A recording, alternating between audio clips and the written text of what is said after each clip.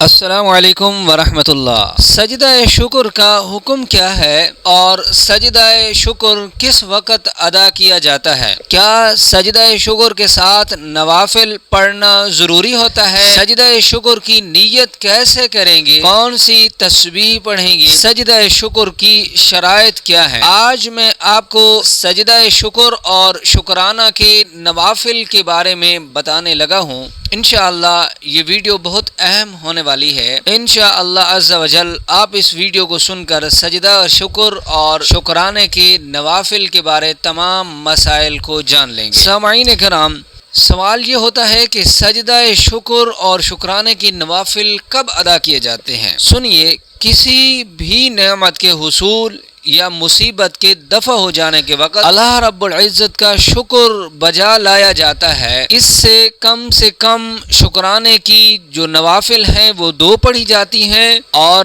اگر نوافل کے علاوہ کوئی شخص اس موقع پر سجدہ شکر ادا کرنا چاہے تو اس کی بھی اجازت ہے، اور ان کا ثبوت حضور صلی اللہ علیہ وسلم کی ذات اقدس سے بھی ثابت ہے۔ صحابہ کرام رضوان اللہ علیہم اجمعین نے روایت بیان کی ہے کہ رسول اللہ صلی اللہ علیہ وسلم نے ایک موقع پر سجدہ شکر ادا کیا تھا، مگر اس پر علماء کرام کا، فقہاء کرام کا اختلاف ہے۔ بعض علماء کرام یہ فرماتے ہیں کہ وہ سجدہ شکر جو حضور صلی اللہ علیہ وسلم نے ادا کیا تھا وہ اصل میں نماز تھی، نفل نماز تھی، اس کو سجدہ شکر سے تشبیہ دی گئی، لہٰذا اگر کوئی شخص سجدہ شکر ادا کرنا چاہے تو وہ نوافل ادا کرے، 2 رکعت نوافل، اور ان کے پڑھنے کا طریقہ میں آپ کو بتاتا ہوں۔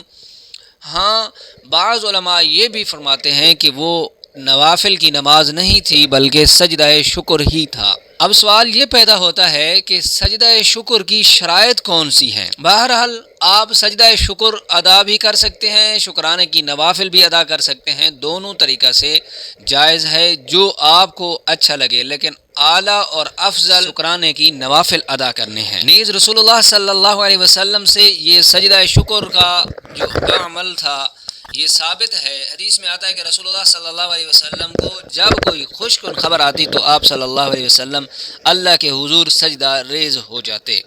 لہٰذا کسی نعمت کے مل جانے پر یا کسی مصیبت کے ٹل جانے پر شکر ادا کرنا اسے سجدہ شکر ادا کہتا ہے، اور مکمل نماز پڑھنا یہ شکر کا اعلیٰ درجہ ہے۔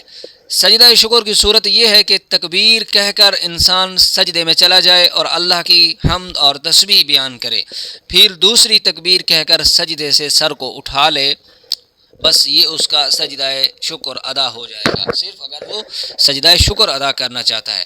اور اس کی شرائط وہ ہیں جو نماز کے لیے شرائط ہیں، باوضو ہونا، قبلہ رخ ہونا ضروری ہے، اور کپڑوں کا پاک ہونا، جگہ کا پاک ہونا یہ بھی ضروری ہے۔ مگر اس کو مکروہ اوقات میں آپ سجدہ شکر ادا نہیں کر سکتے، اور نہ ہی فوراً فرض نماز کے فوراً بعد ادا کر سکتے ہیں، کیونکہ فرض نماز خود شکرانہ ہے، اللہ کی تسبیح اور حمد ہے، اس کے بعد فوراً سجدہ شکر ادا کرنا یہ مکروہات میں آتا ہے۔ بے شک نماز کی ادائیگی کی توفیق ملنا بڑی نعمت ہے، لیکن نماز خود شکر ہے، اور اس کی ہر رکعت میں 2 سجدے ہیں۔ رسول اللہ صلی اللہ علیہ وسلم سے نمازوں کے فوراً بعد سجدہ شکر ادا کرنا منقول نہیں ہے، تو اس لیے مکروہ اوقات اور فرض نمازوں کے فوراً بعد آپ سجدہ شکر نہیں کر سکتے، یہ مکروہ ہے۔ اس کے علاوہ آپ جب چاہیں کر سکتے ہیں۔